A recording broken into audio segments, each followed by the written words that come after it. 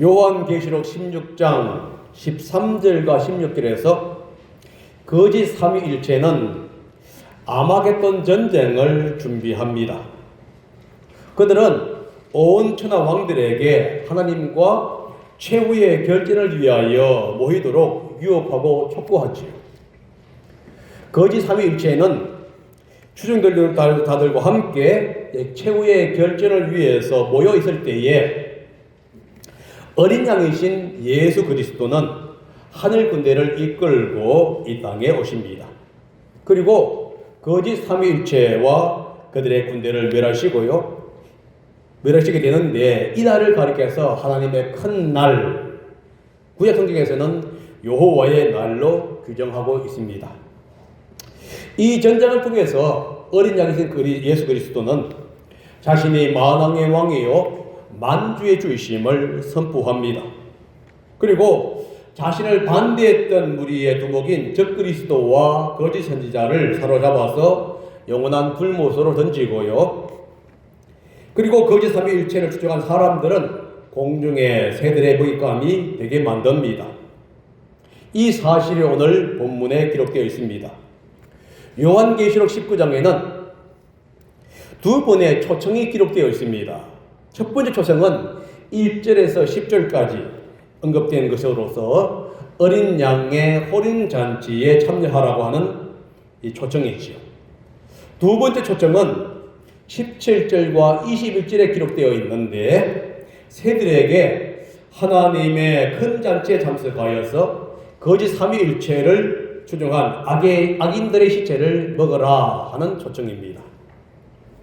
이 두 번째 초청은 어린 양이신 주님께서 백마를 타고 그의 군대를 이끌고 오기 전에 주어진 것이에요. 그러니까 백마를 타고 물친 후에 온 것이 아니라 이미 주님께서는 이 새들에게 전쟁하기 전에 먼저 이제 초청을 하고 있는 장면이 나옵니다.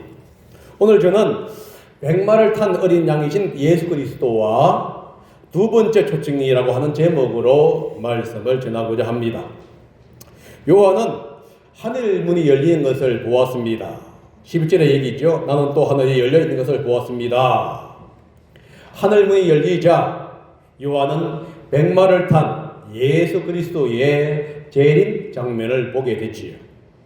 예수님은 이 전사로서 그리고 심판주로서 재림을 하게 됩니다. 2000년 전 예수님은 모든 민족을 구원하기 위해서 구원자로 이 땅에 오셨습니다. 그러나 가까운 미래에 예수님은 구세주를 거절한 모든 민족과 사탄의 세력에 대한 심판주로서 이 땅에 다시 오실 것입니다. 재림 때 예수님은 백마를 타고 오신다고 기록합니다. 이 백마, 흰색은 일반적으로 의인들이 입는 옷이나 순결을 가리키는 용어입니다. 하지만 본문에서는 이 순결함보다는 군마를 타고 오는 정복자의 모습을 지칭합니다. 그 이유는 고대 세계에서 그리고 요한계시록에서는 흰말은 승리의 상징으로 사용되고 있고요. 또 흰말을 탄다는 것은 세상을 정복한다 하고 하여서 승리한다고 하는 그 의미가 있기 때문에 그렇습니다. 재림시 이 백마를 탄 천사 메시아에 대한 표현이 이제 11절과 13절에 7가지로 나와 있습니다. 우리는 한번 7가지를 살펴봅니다. 첫 번째가 뭐냐 하면은 신실하신 분 그리고 참되신 분입니다. 이 표현은 예수님은 약속에 신실하시고 참된 메시아이심을 지금 보여주고 있는 것입니다. 예수님은 자신을 따르는 무리들을 보호하시고 그들이 당한 원통함을 이제 갚아주시겠다고 약속하셨습니다. 이 약속을 지키시는 분이 누구냐? 예수 그리스도예요. 그래서 그 예수님은 신실하시고 참된 분으로 묘사되고 있습니다. 두 번째는 의로 심판하시고 싸우시는 분으로 나오는데요. 예수님은 공의로운 분이심과 동시에 공의로 싸우시는 분입니다. 예수님은 세상을 심판하실 때에 개인적인 생각이나 판단을 가지고 하지 않는다는 거예요. 우리는 보통 어떤 사람을 얘기할 때에 편견을 가지고 그 사람을 얘기하지만은 예수님은 편견을 갖고 얘기하는 것이 아니라 공평과 정의로 그 사람을 판단하고 심판하신다는 겁니다. 그래서 이 공의로 악인을 심판하시고 공의로 악인과 싸우시는 분을 가리켜서 이제 공의로 싸우신다 이렇게 표현하고 있는 것입니다. 셋째는 눈이 불꽃 같은 분이라고 표현되어 있습니다. 눈이 불꽃 같다. 이것은 뭐냐면 예수님이 모든 것을 분별하는 시야, 통찰력을 가지고 있다 하는 의미고요. 그분에게는 어떤 것도 감출 수 없다고 하는 의미가 들어가 있습니다. 예수님은 사람의 뜻과 마음을 살피시고 각 사람의 행위대로 갚으신다고 했습니다. 그렇게 할 수 있었던 이유가 뭐냐? 그분의 눈이 불꽃과 같기 때문에 그렇지요. 그래서 이 예수님을 얘기하는데 특별히 이 문장이 심판의 문장에서 사용되어 있다는 사실을 기억하시길 바랍니다. 이것은 무슨 뜻이냐 하면은 예수님은 하나님을 대적하는 무리들의 마음이나 행동을 아시고 그들을 심판하신다 하는 의미가 들어가 있습니다.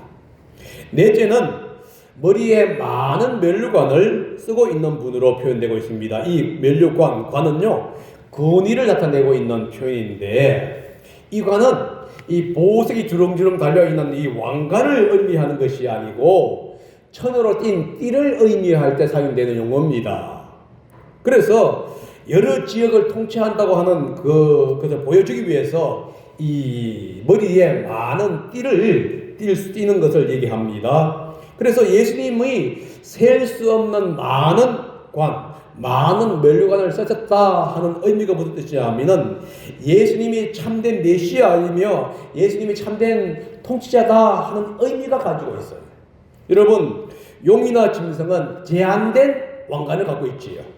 용의 같은 경우는 7개의 왕관을 가지고 있고요. 짐승은 10개의 뿔 위에 10건의 왕관을 가지고 있습니다. 그러나 예수님은 셀 수 없는 많은 왕관을 갖고 있습니다. 이게 무슨 뜻이냐면 이 용이나 짐승은 제한된 어떤 권세를 가지고 있다고 한다면은 예수 그리스도는 모든 만물을 통치할 수 있는 그런 참된 주권자라는 것을 지금 얘기하기 위해서 이 면류관을 쓰고 있다 이렇게 말씀하고 있다는 겁니다. 다섯째는 아무도 알지 못하고 오직 메시아만 아는 이름을 가진 분으로 묘사되고 있습니다. 이 이름이라는 용어 속에는 개인의 참된 본성이라든가 역할이 감춰져 있어요. 그래서 아무도 알지 못하고 감춰졌다 하는 것은 뭐냐? 예수 그리스도의 성품이라든가 예수 그리스도의 참된 이름의 의미가 마지막 때까지 알려지지 않았다는 얘기입니다. 예수님은 마지막 때가 되었을 때에 그분의 이름의 참뜻을 밝혀주신다는 의미가 여기에 들어가 있습니다. 여섯째는 피로 물든 옷을 입으신 분 이렇게 나옵니다. 이런 피로 물든 옷의 이미지가 뭐냐면 이사야에서 나오는 이미지와 같아요. 이사야서 63장에 보면은 이 메시아가 이 땅에 왔을 때에 대직의 피가 튀어서 메시아의 의복을 더럽힐 것이다 하는 예언이 나와 있습니다. 63장 3절입니다. 다 같이 한번 읽어봅니다. 시작. 나는 혼자서 포도주 틀을 밟듯이 민족들을 짓밟았다. 민족들 가운데서 나를 도와 함께 일하는 자가 아무도 없었다. 내가 분내어 민족들을 짓밟았고 내가 격하여 그들을 짓밟았다. 그들의 피가 내 옷에 튀어 내 옷이 온통 피로 물들었다. 이사야에서 여호와 하나님은 포도주 틀을 밟듯이 민족들을 짓밟는다고 얘기하고 있습니다. 그게 뭐냐? 이 짓밟힌 민족들의 피가 옷에 튀어서 이 메시아가 하나님이 껴있는 옷을 지금 더럽히고 있는 장면이에요. 이사야와 마찬가지로 지금 이 본문은 메시아의 의복에 피가 묻어 있는데 이것이 누구의 피냐? 원수들의 피라는 거예요. 예수님이 재림하실 때에 세상의 대적들은 예수님을 대적하기 위해서 모입니다. 이때 예수님은 그들을 물리쳐 승리하시는데 그때에 대적들에게 치는 그 피가 튀어서 예수님의 온 옷에 묻히게 되는 것을 지금 상상하고 있습니다. 이것은 그들의 피가 엄청나게 흘린다. 하는 것을 볼 수가 있지요. 일곱째는 하나님의 말씀이라고 하는 이름을 가지신 분, 이렇게 얘기합니다. 여러분, 보통 하나님의 말씀 하게 되면 일반적으로 예수 그리스도를 믿는 그리스도인들이 적용하는 복음의 메시지를 가리켜서 하나님의 말씀 합니다. 특별히 요한 사도행전에 이것이 많이 나오는데요. 그런데 이 오늘 본문은 심판의 문맥 속에서 사용되어진 하나님의 말씀이라는 사실을 여러분 기억하셔야 합니다. 그렇다고 한다면 이 하나님의 말씀은 심판을 행하는 준엄한 칼과 연관이 있다는 거예요. 그러니까 복음의 메시지가 아니라 심판의 메시지로서의 하나님의 말씀을 얘기해 주고 있는 겁니다. 예수님은 재림하실 때의 주님의 말씀은 예리한 칼이 되었어 악한 사람들을 심판하는 도구가 되신다 하는 것을 지금 의미하고 있습니다. 이렇게 예수님의 7가지 성품을 계시한 후에 이제 5가지 사역을 얘기하고 있는데 이 5가지의 사역이 14절부터 16절에 5가지로 표현되고 있습니다. 그런데 예수님의 이 모든 사역은 심판과 관련이 있다는 거예요. 여러분, 예수님이 지상 사역을 하실 때에 사역을 자세히 보게 되면 항상 가난한 사람들을 도와주고 기적을 일으키면서 병든 자를 고치는 그런 사역과 관련이 있었습니다. 예수님이 거의 심판의 사역에 대해서 그분이 어떤 사역을 했다 하는 얘기가 이 복음서라든가 예수님의 사역에는 안 나타나는데 요한계시록에 나오는 예수님의 사역은 심판의 사역이에요. 악인들에게 심판을 선고할 뿐만 아니라 그들을 이 선고를 직접 행하시고 있는 그 모습을 이 사역을 통해서 보여주고 있습니다. 첫 번째 사역이 뭐냐? 하늘 군대를 지휘하시는 군대 장관으로서의 사역입니다. 메시아가 세상을 심판하러 이 땅에 오실 때에 하늘 군대가 그의 지휘를 따라오게 된다 이렇게 얘기합니다. 근데 하늘 군대는 쉬고 깨끗한 모시 옷을 입었고요, 그리고 신발을 타고 있습니다. 예수님은 하늘 군대의 군대 장관으로서 이 땅에 오셔서 사탄을 물리치십니다. 사실 전쟁은 하나님께 속해 있지요. 여호수아가 여리고를 정복할 때 하나님은 군대 장관으로서 여리고를 정복하는 일을 하셨습니다. 마찬가지로 예수님은 하늘 군대의 군대 장관으로서 이제 악의 세력을 정복하시는 것을 얘기하는데, 여러분, 예수님의 재림을 예수님이 군대 장관으로 설명하고 있는 것은 신약에 없습니다. 신약은 어떻게 나와 있느냐? 구름 타고 오신다. 이것이 대부분의 예수님에 대한 모습이에요. 예수님의 재림은 뭐냐? 구름 타고 올라가신 것처럼 구름 타고 옵니다. 그런데 요한계시록에서 유독 어떻게 나오는 예수님의 재림을 구름 타고 오는 분이 아니라 군대 장관이 되어서 하늘 군대를 이끌고 친히 오시는 그 모습으로 묘사되고 있다는 거예요. 그러면 왜 신약에 없는 이 요한계시록에서는 군대 장관으로 묘사하고 있느냐? 여러분, 구약 성경이라든가 유대 이 문헌에 보게 되면은 이 메시아의 재림을 가리켰을 때 군대 장관으로 표현할 때가 종종 있습니다. 그래서 아마 요한은 신약의 표현보다는 이 구약 성경이라든가 이 유대 문헌에, 특별히 이 종말론에 관계된 문헌 속에서 그 예수님의 이미지를 따고 와서 지금 이렇게 기록하고 있는 겁니다. 두 번째 사역은 뭐냐? 입에서 나오는 날카로운 칼로 모든 민족을 치는 사역을 얘기합니다. 여러분, 금 이렇게 했을 때 금은 일반적으로 통치자가 가지고 있는 권세를 지칭하는 상징입니다. 그런데 이 그리스도의 입에서 예리한 금이 나오고 모든 민족을 치신다 이렇게 얘기하고 있는 거예요. 다른 말로 최후의 권세는 예수 그리스도에게 있다는 것을 지금 얘기해 주고 있는 겁니다. 구약 성경이나 초기 그리스도인들은 이 그리스도의 심판을 가리켜서 입에서 나오는 칼로 비교하곤 했습니다. 이사야서 49장 2절에 보면은 선지자가 이렇게 얘기합니다. 입에서 나온 날카로운 칼을 심판과 비교하고 있는데요. 한번 49장 2절을 읽어봅니다. 시작. 내 입을 날카로운 칼처럼 만드셔서 나를 주님의 손 그늘에 숨기셨다. 나를 날카로운 화살로 만드셔서 주님의 화살 통에 감추셨다. 요 이사야서 뭐라 합니까? 이 주님의 입에서 나오는 것을 가리켜서 칼로 묘사하면서 심판과 연결시키지요. 요한계시록 2장 16절에는 이렇게 얘기합니다. 니골라 당을 따르는 무리들이 회개하지 않고 있을 때에 하나님은 입에서 나오는 칼로 그들을 싸우시겠다 이렇게 말씀하셨고요.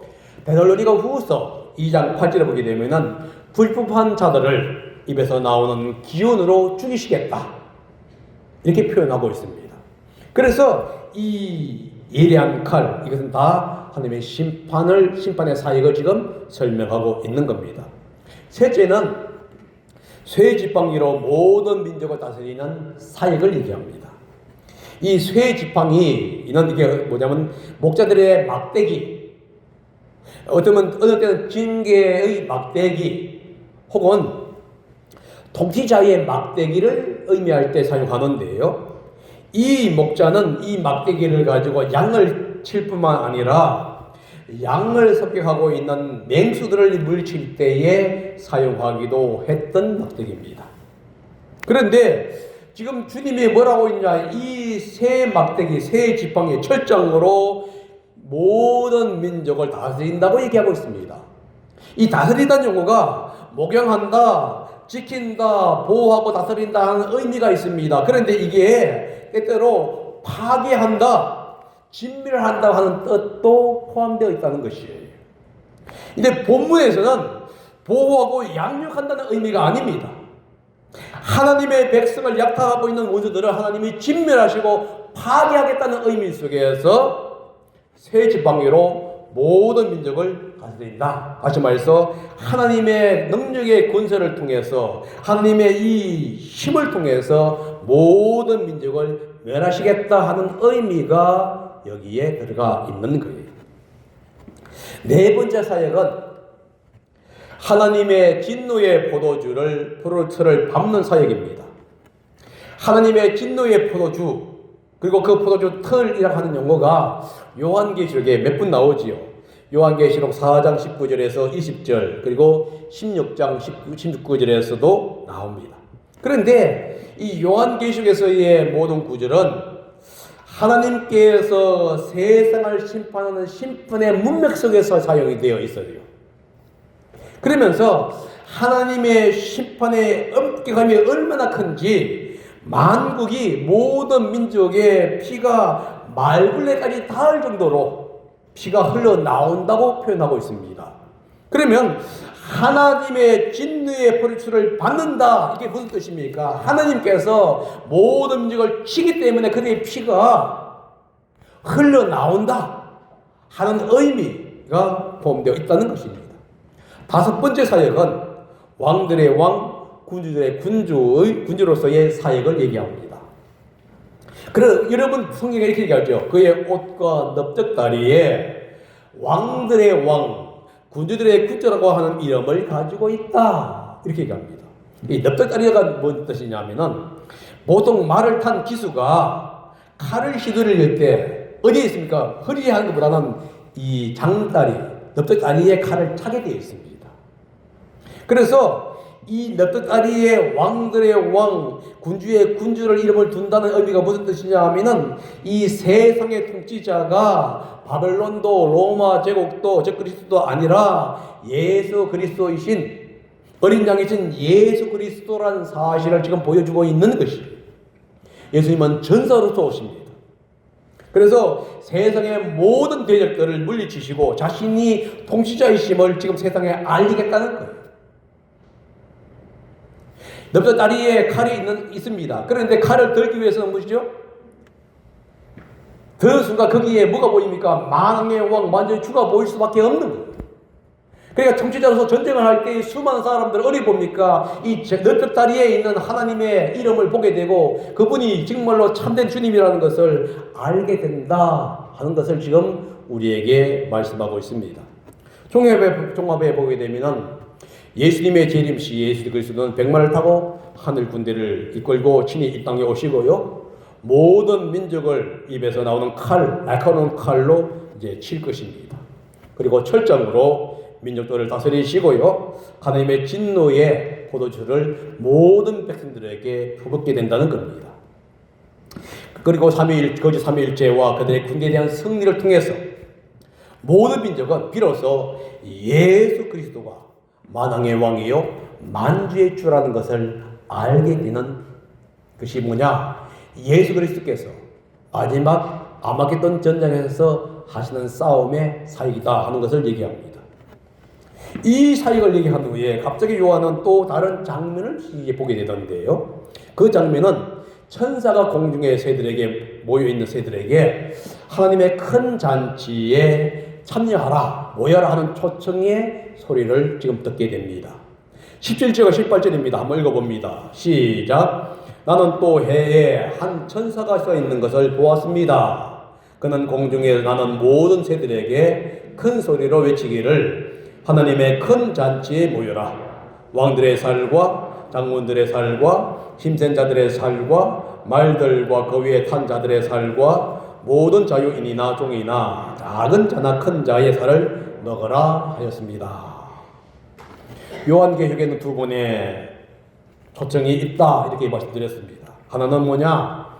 다가올 어린 양의 호린 잔치에 대한 초청이고요. 다른 하나는 살육의 잔치에 대한 초청입니다.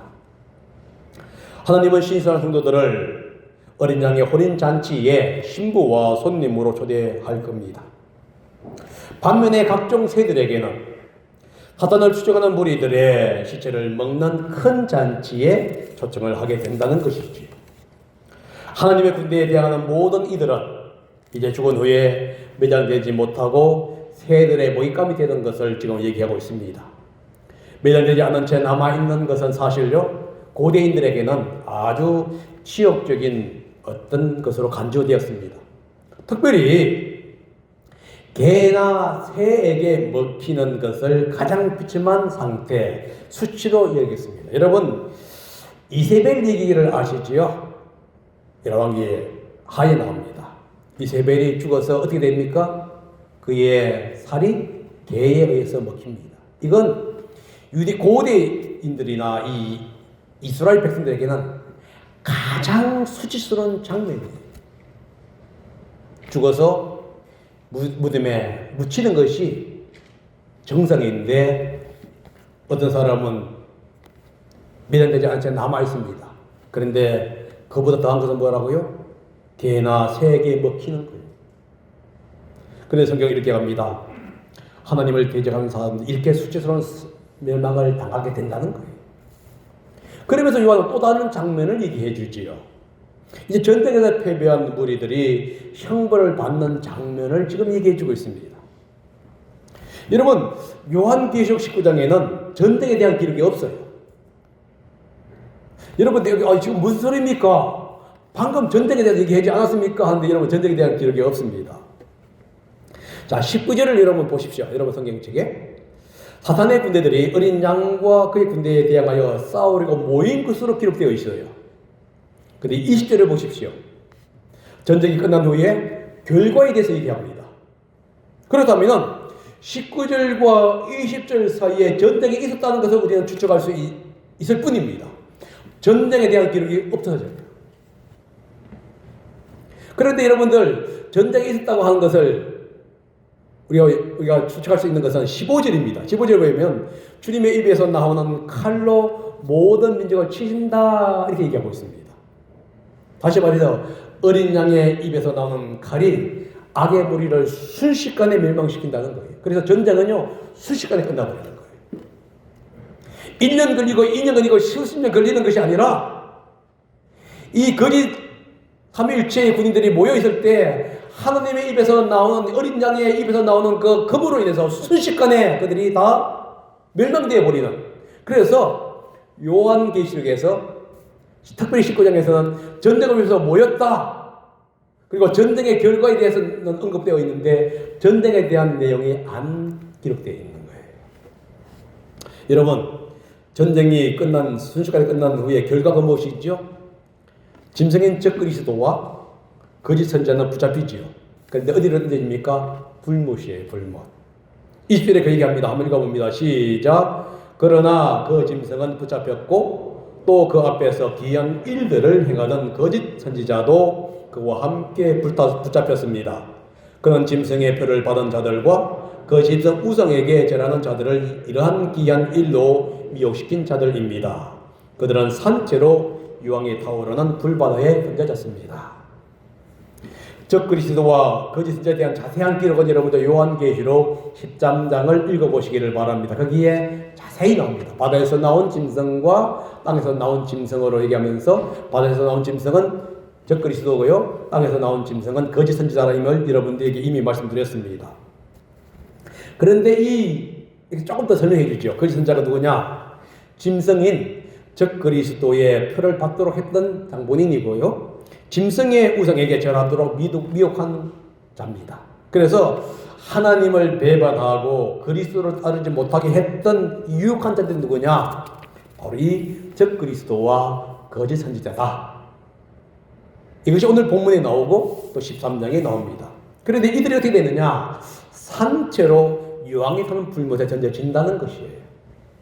여러분, 산채로 불못에 던져진다. 근데 불못에 던져진다. 어떻게 던져진다고요? 산채로. 여러분, 이것은 무슨 뜻이죠? 불못에서 영원히 고통을 당한다는 점을 지금 강조하고 있는 것이에요. 많은 사람들 죽으면 그만이라고 생각하는 사람들에게 이 말은 경종의 의미가 되는 겁니다. 여러분, 죽으면 그만이 아니에요. 죽은 후에는 산채로 영원한 고통을 당하는 것을 지금 설명해 주고 있는 거예요. 여러분, 얼마나 큰 고통이겠습니까? 여러분, 죽고 싶어도 죽지를 못하는 그 고통, 그 아픔을 지금 얘기합니다. 여러분, 유황불이라는 게 뭐예요? 불과 유황이 함께 섞여 있는 불, 그걸 알크 유황입니다. 그런 성경에서는요, 영원히 꺼지지 않는 불로 설명해 줍니다. 여러분, 이 온도가 상당히 높고요, 악취가 나는 겁니다. 거기에서 산채로 영원토록 고통을 당하고 있는 것이에요. 그러면 남은 자들은 어떻게 되느냐? 남은 자들은 이 불못에 간다는 기록이 본문은 없어요. 오히려 주님의 칼에 맞아서 새들의 먹잇감이 됩니다. 그러니까 보십시오. 적그리스도와 거짓 선지자는 산채로 잡혀서 불못으로 들어가고, 이 남은 자들은 누구지요? 거짓 삼위일체를 추적했던 무리들이지요. 18절에 이렇게 얘기하고 있습니다. 왕들, 장군들, 힘센 자들, 말과 그 위에 탄 자들, 다시 말해 기발병들이 있지요. 모든 자유인들, 종들, 그리고 작은 자나 큰 자들을 다 통합해서 얘기합니다. 이들은 적그리스도와 거짓 선지자가 던져진 불못에 곧바로 던져지지를 않고요, 오히려 주님의 칼에 맞아 죽어가지고 매장되지 못한 채 새의 먹잇감이 되겠도록 되어 있는 거예요. 21절에 그 얘기하죠. 그리고 남은 자들은 말 타신 분의 입에서 나오는 칼에 맞아 죽었고, 모든 새가 그들의 살점을 배부르게 먹었습니다. 그러면 이들은 언제 불못에 들어가죠? 여러분, 20장 14절에 나옵니다. 그리고 사망과 저기 불바다에 던져졌습니다. 이 불바다가 둘째 사망입니다. 이 생명책에 기록되지 않은 사람들은 누구나 다 이 불바다에 던져집니다. 그러니까 요한계시록 19장에서는 이들이 죽어서 불못에 가는 게 아니라 어떻게 되죠? 그들의 시체는 새의 먹잇감이 되는 겁니다. 그리고 이 10장에 나오는 이제 백부장식반 후에 그들은 몸의 육체와 함께, 몸과 함께 어디가 갑니까? 영원한 불못으로 던져진다. 지금 요한계시록이 지금 그것을 얘기합니다. 결론적으로 보면 여러분, 예수님은 재림하시지요. 성경의 많은 부분들은 예수님의 재림에 대해서 기록하고 있습니다.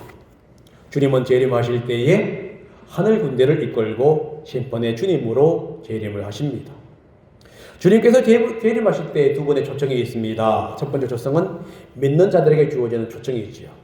믿는 성도들에게 어린 양의 호련잔치에 신부와 이제 손님으로 참여하라고 하는 초청입니다. 반면에 두 번째 초청은 새들에게 행하는 초청이에요. 새들에게 믿지 않는 하나님을 대적하는 자들의 시체를 먹으라 하는 초청입니다. 이 두 번째 초청은 믿지 않는 자에게는 고통과 수치의 초청일 수밖에 없습니다. 왜냐하면 그들에게는 심판과 멸망의 시기이기 때문이고요. 그들의 시체는 매장되지 못하고 새들에 의해서 갈기갈기 찢어지는 그러한 수치의 시간이기 때문에 그렇습니다. 사랑하시는 여러분, 왜 요한계시록이 이 얘기를 하고 있는 것일까요? 우리에게 무엇을 알려주기 위해서 지금 이것을 기록하고 있는 겁니까? 주님의 부르심에 순종하라 하는 경고의 메시지일 수 있습니다. 믿지 않는 사람들은 이 말씀을 그들은 보지 않습니다. 그러나 믿는 사람이 이 성경책을 보는 거예요. 믿는 성도들이 이것을 듣는 것입니다. 결국 성도들에게 뭘 얘기하는 겁니까? 마지막 이러한 결론이 오게 되니까 하나님의 말씀을 통해서 순종하면서 정결한 삶, 깨끗한 삶을 살아가라 이런 뜻이고요. 가까운 친척이나 친지들에게 예수 그리스도의 복음을 전해서 그들이 이러한 일들을 당하지 않도록 준비하라 하는 경고의 말씀일 수 있다는 겁니다. 그러므로 우리는 이 말씀을 통해서 우리는 우리의 삶을 깨끗이 해야 할 뿐만 아니라 영혼 구령에서 제자 삼는 그 사에게 우리는 한 발자국 더 나아가야 할 줄 믿습니다. 기도하겠습니다.